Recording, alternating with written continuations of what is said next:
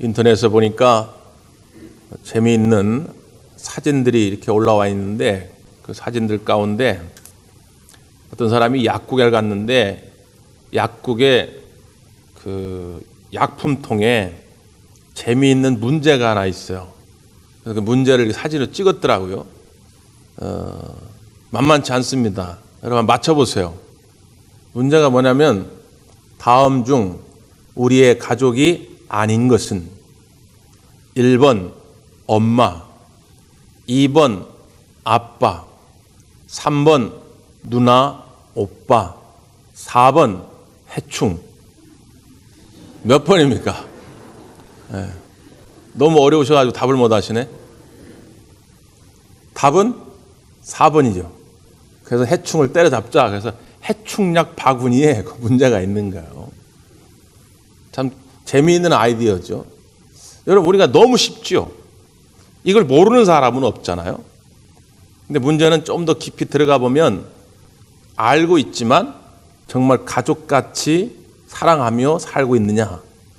엄마를, 아빠를, 남편을, 아내를, 내 누나, 내 오빠, 내 동생을 가족처럼 여기며 살고 있느냐 모른다면 또 대답이 달라집니다. 교회도 마찬가지입니다.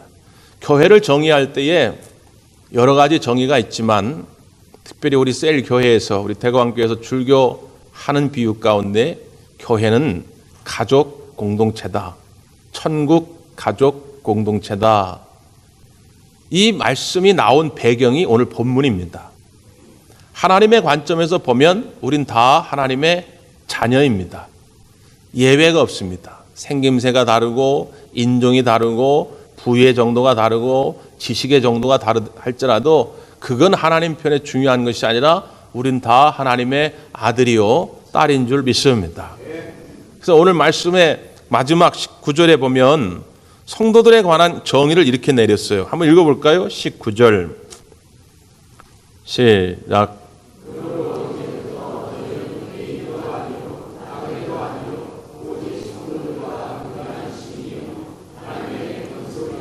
아멘. 하나님의 권속이다.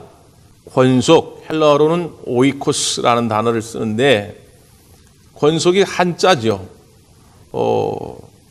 쉬운 말로 사전에서 뭐라고 설명하냐면 한 집안 식구 그런 뜻입니다. 그러니까 오이코스라는 말을 성경에서 어떤 데는 가족이라 번역하기도 하고 가정이라 번역하기도 하고 권속이라 번역을 해놨어요. 그러니까 성도는 뭐냐? 교회는 뭐냐? 하나님의 가족이다. 저와 여러분 또 여러분의 옆에 앉아 계신 우리 믿음의 형제들은 주 안에서 한 가족임을 믿습니다. 정말이십니까? 지난 주간에 어저께죠.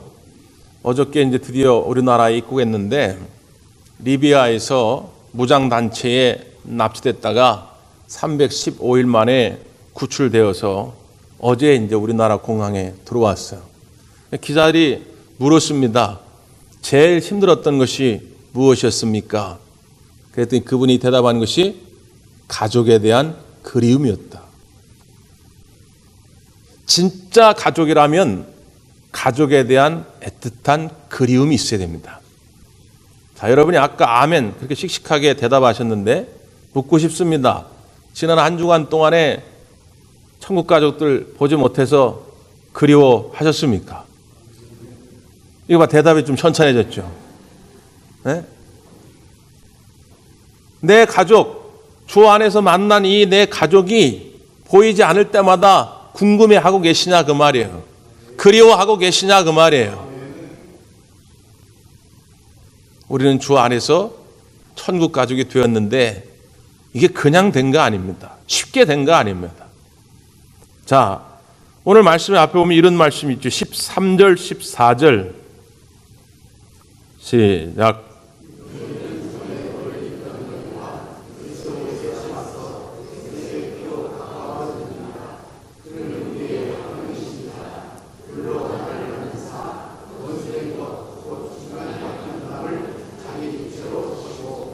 여기 보면 중간에 막힌 담이 있었다는 거예요. 그 막힌 담을 허시기 위해서 예수님이 십자가를 지시고 죽으셨다는 거예요. 그게 16절 말씀이죠. 십자가로 이 둘을 한 몸으로 하나님과 화목하게 하려 하심이라 원수된 것을 십자가로 소멸하시고. 그러니까 막힌 담, 두 가지의 측면에서 우리가 생각할 수 있죠. 위로는 하나님과의 막힌 담. 하나님과의 막힌 담이 있으면 아무리 우리가 땀 흘려 수고한다 할지라도 그 모든 수고가 헛수고가 될 수밖에 없습니다. 사탄은 그걸 노리는 거죠. 에덴 동산 그냥 눈을 뜨자마자 모든 것이 다 내게로 다 주어져 있습니다. 그냥 따먹으면 그만이에요. 누리면 그만이에요. 그런데 죄로 말미암아서 하나님과 막힌 담이 생기니까 이제 그것이 내 것이 아니게 된 거죠. 기쁨이 내 것이 아니게 된 것이죠. 하나님께 나아갈 수가 없게 된 것입니다.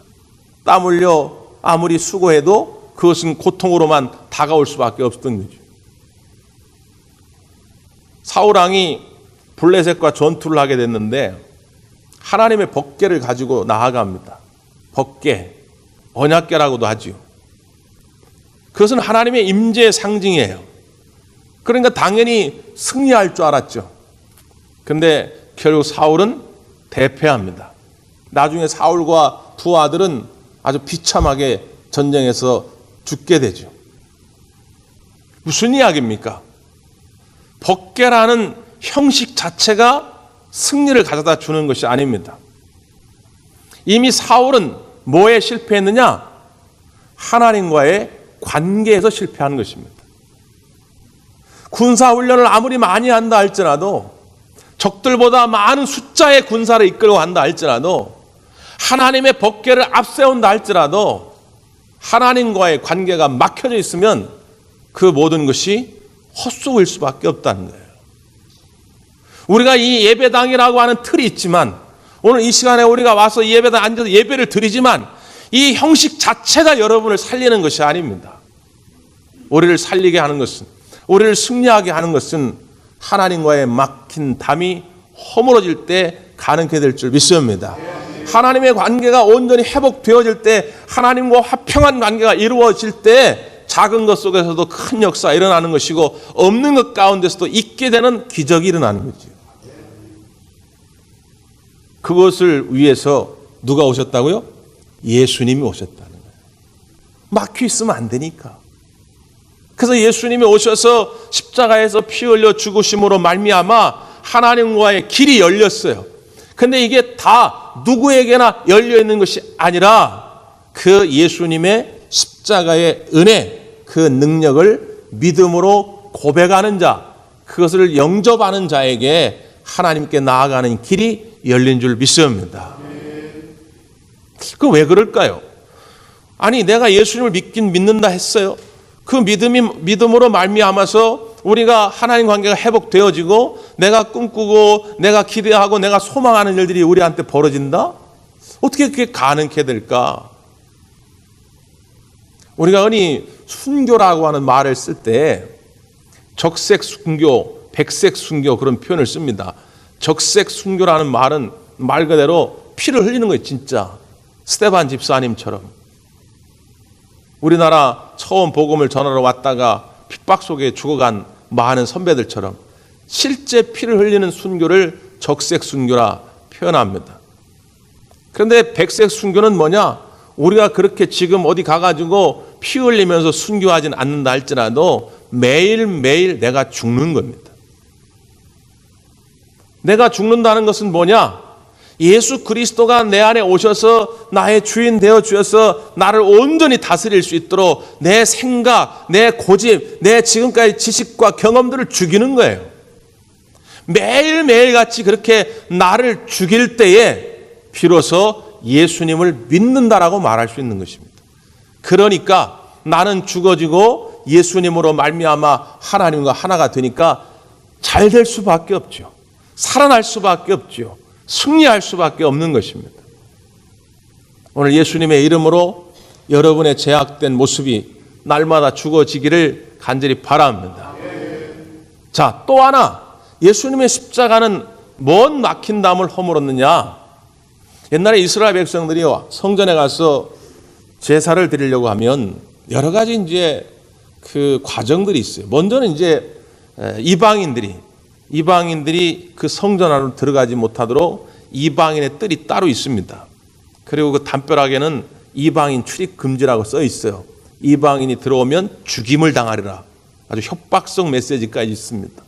그러니까 이방인은 늘 성전 밖에 머물 수밖에 없어요. 또 혈통적으로 이방인은 아니지만 당시에 정죄함을 받았던 사람들, 비록 유대인일지라도 정죄함을 받았던 뭐 세리라든가 창기라든가 뭐 나병 환자라든가 혈루증 환자라든가 이런 사람들은 또 들어올 수가 없어요. 늘 바깥에 머뭅니다. 자, 일단 들어가긴 들어갔어요. 그러면 이스라엘 사람들은 들어갔어요. 그러면 뭐가 있느냐? 여인의 뜰이 있습니다. 여인들은 또 늘 거기에 머물러야 돼요. 그 성전 안에 있는 성소까지 들어갈 수가 없어요. 남자들만 들어갑니다. 그러면 그 성소 안에 둘로 나뉘어져 지성소가 있어요. 남자들은 지성소까지 다 들어가느냐? 그렇지 않죠. 제사장들만 들어가요. 제사장들만. 그러니까 옛날에는 겹겹이 휘장으로 담벼락으로 막아놓았어요. 유대인과 이방인을 막아놓았고요. 여자와 남자를 막아놓았고요. 백성들과 제사장들을 막아놓았다고 말이죠. 자기들 기준에 맞아가지고 의로운 자와 죄인들을 나눠놨어요. 계속해서 막힌 담이 있었다는 거예요. 그런데 예수님이 십자가에 달려 죽으시던 날 그 모든 휘장이 둘로 쪼개져 버린 것입니다. 그 막힌 담이 열려진 거예요. 그러니까 이제 우리가 이렇게 남자와 여자 같이 앉아서 예배하지 않습니까? 여기 안에 무슨 차별이 있습니까?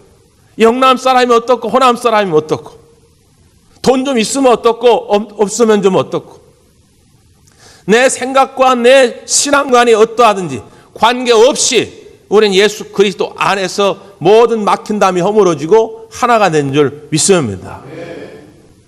그것이 예수님의 십자가의 죽으심의 목적이에요.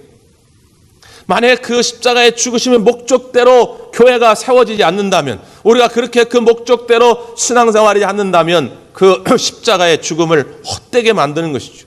그 십자가의 죽음을 모욕하는 것입니다. 이전에도 소개한 적이 있는데 건축이라는 제목의 단막극입니다. 건축. 무대에 이제 여러 명의 젊은이들이 등장해요. 한 섬에 도착했는데 자기들이 이 섬에 왜 왔는지도 몰라요. 그런데 섬 한켠에 건축 자재들이 막 쌓여져 있습니다. 이게 뭘까? 이거 뭘 건축하라는 얘기 같은데 뭘 세우면 좋을까? 의논합니다. 어떤 사람이 먼저 얘기해요. 먼저 우리가 살 집이 있어야 되지 않겠냐? 집을 짓자.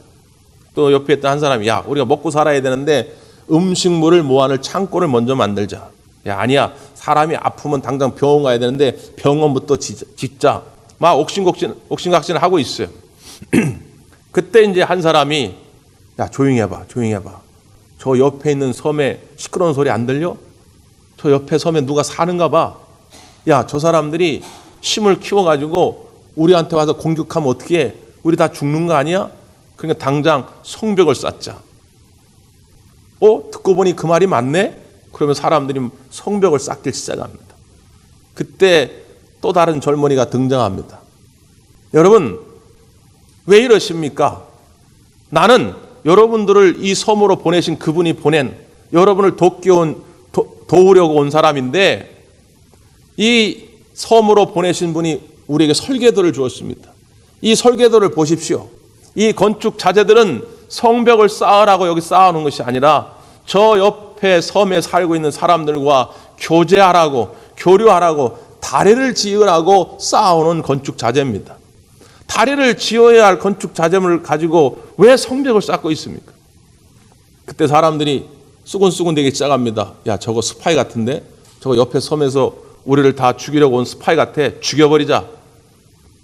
그 무대의 그 연극의 끝은 십자가에 그 젊은이가 매달린 채로 끝이 납니다. 성경의 이야기죠. 예수님의 이야기입니다. 예수님이 이 땅에 오신 이유, 십자가를 지시고 죽으신 목적은 분명하다 그 말이에요. 근데 사람들은 그 사랑의 다리를 지어야 할 그 자재물을 가지고 사람들과의 담벼락을 다시 쌓고 있다고 말이죠. 교회까지 나와서 신앙생활 한다고 하면서 십자가에 엎드려 기도한다고 하면서 우리가 또다시 예수님이 허물었던 그 담벼락을 쌓고 있다면 어떻게 되겠습니까? 그래서 이 안타까운 마음을 가지고 교회를 어떻게 하면 건강하게 세워갈 수 있을까? 그래서 저는 2005년도부터 주구장창 두 날개로 날아오른 건강한 교회의 슬로건을 내걸게 된 것입니다. 초대교회의 모습을 보면 이런 모습을 가지고 있어요. 소위 말한 작은 날개, 떡을 떼며 사랑의 교제를 나누었던 그런 사람들의 숫자, 그 숫자가 예를 들어서 100이라고 한다면 성전에 나와서 예배하는 소위 공중 예배를 드리는 사람은 그 100의 숫자보다 작았습니다. 그러니까 작은 날개의 숫자가 훨씬 많았다는 거죠. 실제로 우리나라 초대 교회도 그랬습니다. 그때 무슨 예배당 건물이 어디 있겠어요? 가정마다 선교사들이 가서 부지런히 말씀을 전하면 관심 보이면 또 찾아가고 그럼 같이 모여서 부침개도 해먹고 그런 거죠. 그러다가 이제 교회가 생기면 모여서 예배를 드리고 했는데 그렇게 가정에서 모이는 숫자가 예배당이라고 하는 모습을 갖춰서 모인 그 숫자보다 많았다는 거예요. 그런데 어느 날부터인가 이것이 역전되기 시작합니다. 소위 말하는 대그룹에서 모이는 사람들이 이 주일에 모여 예배하는 사람이 100명이라고 한다면 소그룹에서 모여서 끈끈한 사랑의 교제를 나누는 그 숫자는 50밖에 되지 않게 된 것이죠. 왜 이렇게 됐을까 말이죠. 이때부터 교회는 점점 건강성을 잃어가게 되는 것입니다. 가족에 대한 끈끈한 사랑이 식어져 가게 되는 것이죠. 시간이 없다, 관심이 없다, 나는 저 인간과 셀 모임 도저히 할 수 없다. 별의별 핑계가 다 있죠. 그러나 그 깊숙한 곳에 사탄의 계략이 있음을 우리는 보아야 됩니다. 마귀는 흔들어대기를 좋아합니다. 그래서 다시 막힌 담을 쌓게 만드는 것이죠. 가족의 관계를 끊어버리려고 하는 것이 마귀의 계략임을 우리가 보아야 합니다. 오늘 예배소서 말씀을 이어가다 보면 마지막 결론 부분에 소위 이제 남편과 아내 그리고 부모와 자식 그리고 사회에서 만나는 사람들 상관과 보아 이런 관계의 복에 대한 말씀을 끝에 합니다. 예배소 6장 5장부터 6장까지. 그럼 우리가 어떻게 하면 부부간에 혹은 부모와 자식 간에 어떻게 하면 직장 상사와 부하 그런 사회적 관계 속에서 행복한 삶을 누릴 수 있을까? 그것을 가지고 설명을 하다가 마지막 결론을 예배소서 기자는 이렇게 내립니다. 자, 우리 한번 찾아볼까요? 뒤로 넘기시면 6장이에요. 6장 13절.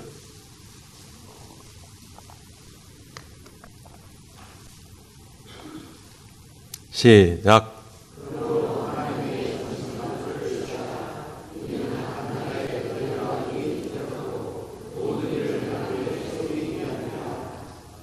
하나님의 전신갑주를 취하라 말합니다. 11절에도 비슷한 표현이죠. 마귀의 관계를 능히 대적하기 위하여 하나님의 전신갑주를 입으라. 그러니까 예배소 저자 사도 바울은 부부간의 화평한 삶을 사는 것, 부모와 자식 간의 화평한 삶을 사는 것, 우리가 사회 생활을 하면서 만나게 되는 사람들과 화평한 삶을 살게 되는 건 치열한 영적 전쟁임을 본 것입니다. 영적 전쟁이라 하면 적대자가 있는 거 아니에요. 적군이 있는 거죠. 적군이 누구냐? 마귀라는 거예요. 마귀는 끊임없이 부부간에 이간질을 시킵니다. 끊임없이 부모와 자식 간에 이간질을 시켜요. 끊임없이 교회 안에 믿음 형제들 간에 이간질을 시킨단 말이죠. 이 관계를 깨버리고자 하는 것이 마귀의 계략이더라 그 말이에요. 이게 해도 되고 안 해도 되고 그런 문제가 아니더라는 거예요. 내 마음속에 아유 귀찮다, 시간 없다, 바쁘다, 가기 싫다, 저 사람 뵈기 싫다 그냥 생긴 것이 아니더라 그 말이에요. 그러면 우리가 하나님의 전신갑주를 입고 치열한 전투를 벌여야 한다는 것입니다. 하나님의 전신갑주. 좀 생각나시죠? 한번 해볼까요? 오랜만에. 첫 번째 뭐라고요? 진리의 허리띠, 의의 호심경, 평안의 복음의 신발, 구원의 투구, 믿음의 방패, 성령의 검. 그래도 해놓은 게 있으니까 안 잊어버리셨네. 이 하나님의 전신갑주를 입고 우리가 마지막 뭘 해야 되느냐? 18절입니다. 6장 18절이에요. 시작.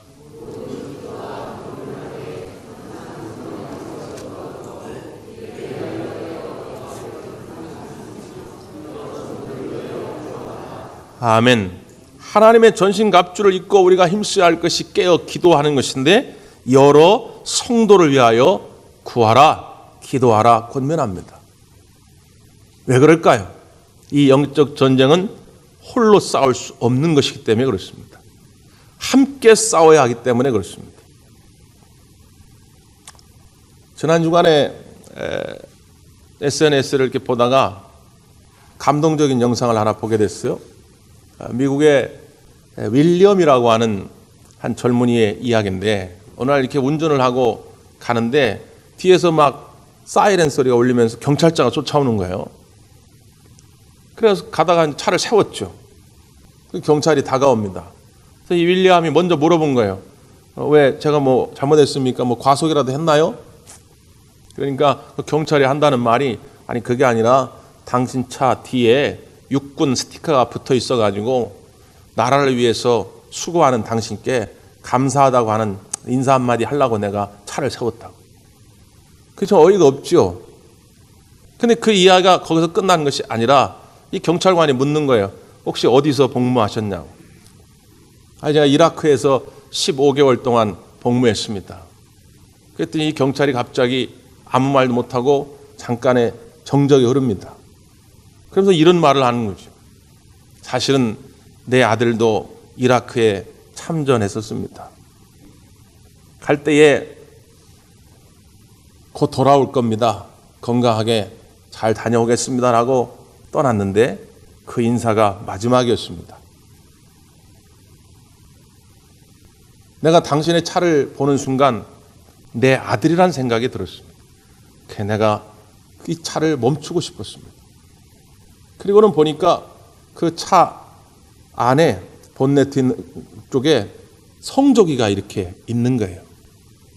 그걸 보면서 이 경찰이 갑자기 오열을 합니다. 이 국기가 바로 내 아들이 관에서 돌아올 때에 내 아들의 관을 둘러싸고 있는 국기였습니다. 부탁이 하나 있는데 당신 한번 꼭 안아볼 수 있을까요? 그래가지고 윌리엄이 차에 내려가지고 이 경찰관하고 둘이 꽉 포옹을 하고 경찰도 울고 윌리엄도 울고 길거리에서 두 남자가 퐁퐁 우는 거예요.